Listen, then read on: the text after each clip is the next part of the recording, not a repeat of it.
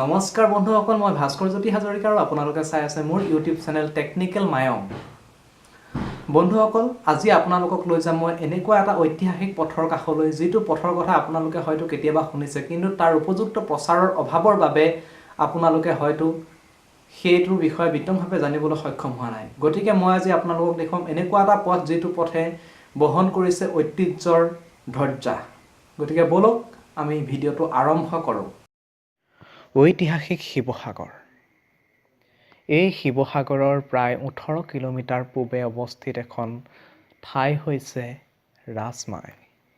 এই ৰাজমাইৰ পৰা প্ৰায় 4 কিলোমিটাৰ নিলগত অৱস্থিত এটা পথ হৈছে ঐতিহাসিক ৰাজমাৱালী।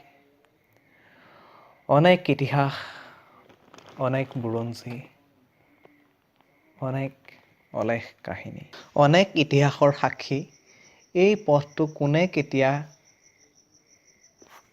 নিৰ্মাণ কৰিছিল সেই সম্পৰ্কে অৱশ্যে জনা নাযায়। তথাপিও ভবা হয় কোনোবাজন ৰজাই যাতায়াতৰ সুবিধাৰ কাৰণে জনসাধাৰণৰ সহায় হোৱাকৈ এই পথটো নিৰ্মাণ কৰিছিল।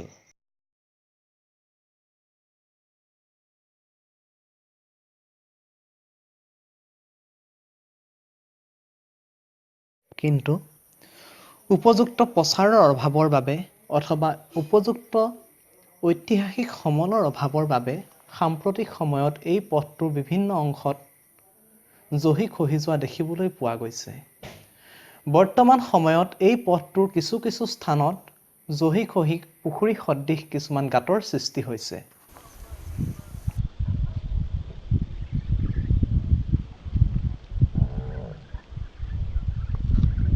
যদিও বা জহি খহি গৈছে এই পথটো, তথাপিও আজিও বহু অঞ্চলবাসী ৰাইজে এই পথটো যাতায়াতৰ এক মাধ্যম হিচাপে ব্যৱহাৰ কৰে।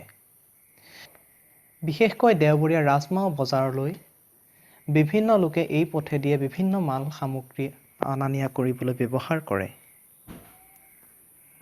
গতিকে অসমৰ পৰ্যটন বিভাগ অধ্যয়ন কৰি ইতিহাসৰ উপযুক্ত সমল নিৰ্ধাৰণ কৰি এই পথটোৰ এক ঐতিহাসিক মানদণ্ড যেন প্ৰতিষ্ঠা কৰে।